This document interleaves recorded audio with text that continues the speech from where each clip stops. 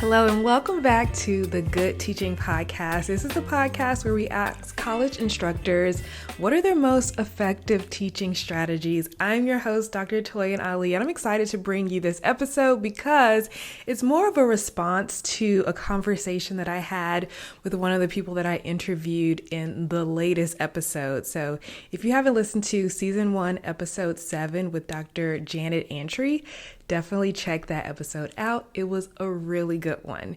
In that episode, Dr. Antry talked about how she had a tenure-track position at a smaller, more like liberal arts college, and she ended up switching from a tenure-track position to a non-tenure track position, but at a bigger Research One institution. And that conversation really kind of hit me close to home because I made a very similar decision when I was on the job market. And so what I want to do for today's episode is really talk about alternate paths, like alternate career paths in academia that aren't necessarily tenure track. And I've been talking about tenure a lot because I have recently published an essay on my website all about asking the question, like, is tenure really the most direct path to academic success and fulfillment with your job? Like fulfillment and like the impact that you're really making in your day-to-day work. So if that kind of piques your interest, definitely check out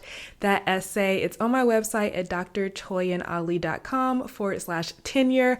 I'll also put a link for it in the show notes of this episode or in the description of this YouTube video. This episode is also brought to you by my Independent Professor Workshop. I am really excited about this workshop. The first one is coming up October 14th. I haven't decided if I will host another one later in the semester, but we will for sure have one this October. And it's all about helping academics and professors create their own self-hosted learning experiences so they can teach something and really help make an impact beyond what they're doing in their like university contracted courses. So I'll share a little bit more about the workshop at the end of today's episode. First, I want to talk about the different types of positions that you can get as like an academic who teaches in college classrooms. So I would say typically, traditionally, the most coveted positions are tenure track positions. So starting out as an assistant professor on the tenure track, that is like the goal. That is what we're all taught to do. But when I was on the job market, I actually decided to do something a little different. And so before I talk about what I decided to do, I want to mention the titles or the name of these positions that are non-tenure, but they're also permanent positions. So when we think about non-tenure track positions, we often think about limited term assistant professor or postdoctoral fellowship. Postdoctoral fellowship. So those are positions that are great, but they are not permanent positions. Typically, they are 1, 2, or 3 year appointments. What I'm talking about are teaching positions where the main focus is on teaching versus research, but they are not temporary positions. They are completely permanent positions, and they can be very difficult to find because each school has its own like naming conventions, so they're not named the exact same thing at every school. There are a couple that are really common, like lecturer and assistant teaching professor or teaching assistant professor. I like to think of these positions as running parallel to tenure track positions because for tenure track positions, we start as the assistant professor, then you get promoted associate professor, and then promoted full professor. In these other positions, they also offer promotion as well. So I started as a lecturer, and after about 5 or so years, I was promoted to senior lecturer. And at my school, we've recently gotten another rank on this track, which is principal lecturer, which I will go up for probably in about 3 more years. All right, for the teaching assistant professor, it looks more like tenure track. So teaching assistant professor, teaching associate professor, teaching professor. I would say those are the main 2 types of positions that have those names. Those are typically teaching focused positions. Often you may see one called instructor. So this is where it gets a little different for different universities. At all of the schools that I have been at, instructor is typically someone who teaches, does not do research, but they also do not have a terminal degree. So at my school, a lecturer has a PhD or an EDD, some terminal degree, but at my school, an instructor does not. This may not be the case at other schools. Instructors may be the same type of position as lecturer at a different school, so it's up to you to do the research. A couple other position titles I'll mention are academic professional. This is typically someone focused on teaching with a bit more of an administrative role. In my department, our academic professional teaches classes but also trains the graduate students in teaching. And then there's also clinical assistant professor, and in some schools, this is like a professor of practice or someone who does clinical work. In my mom's school, this is literally the same job I do. She does teaching, but no research. And so everything just has such different naming conventions. And so it's up to you to do your research and see what these positions are all about.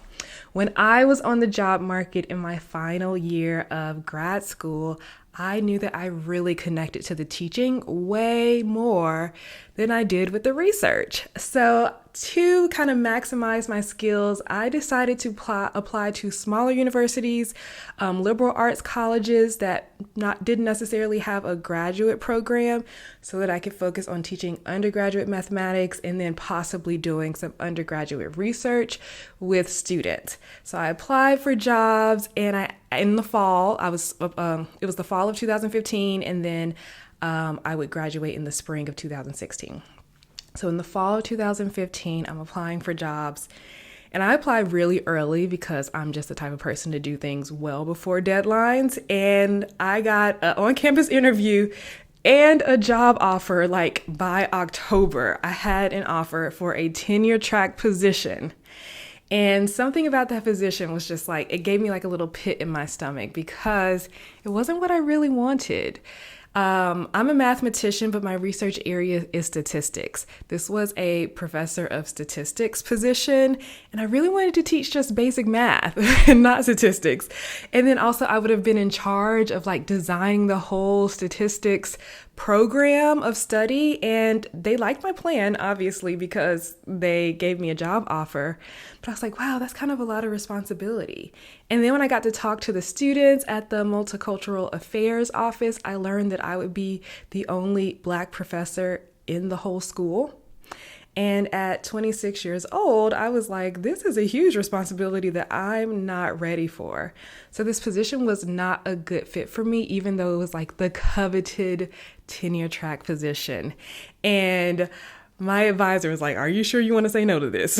And I was like, yeah, I'm going to say no to this. I think if this school wanted me for a position that I wasn't even a perfect fit for, another school will want me for something that I'm really excited about. So I turned down this tenure track position with no backup offers. I just hoped that things would go well.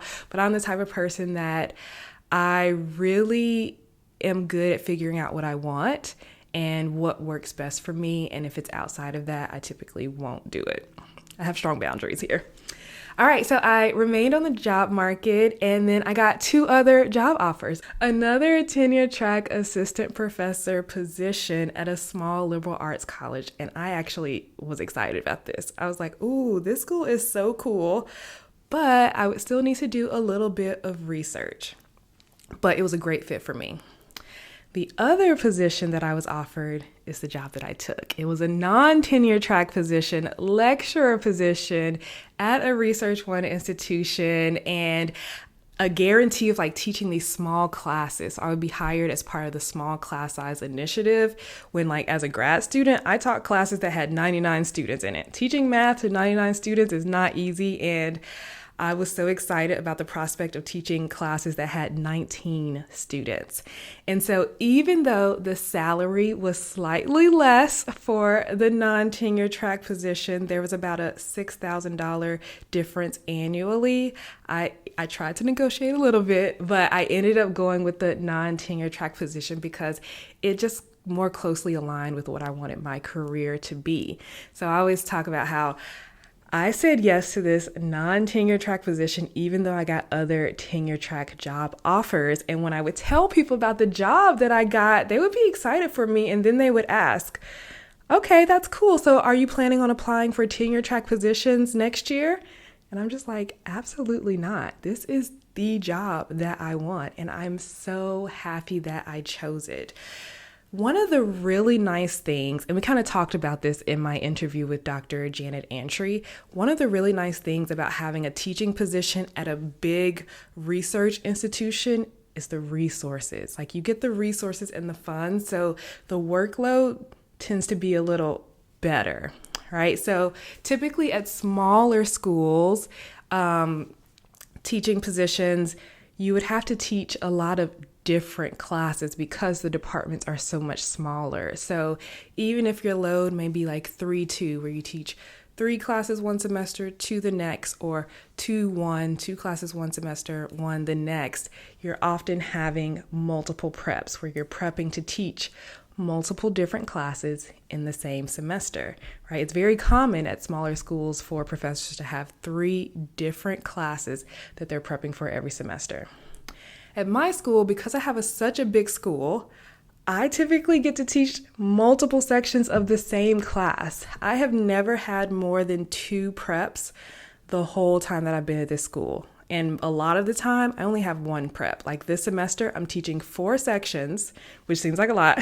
I teach 12 hours every semester. I'm teaching 4 sections of pre-calculus.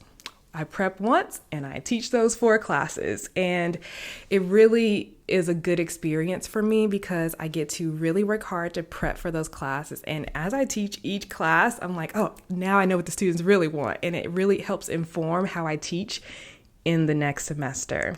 So I just really wanted to say, I love the position that I have. This is not everyone's goal, everyone's dream, but I just wanted to bring awareness that these types of positions are out here and like what they are called. And if you feel like really called to teach more than research, this type of position may be a good fit for you.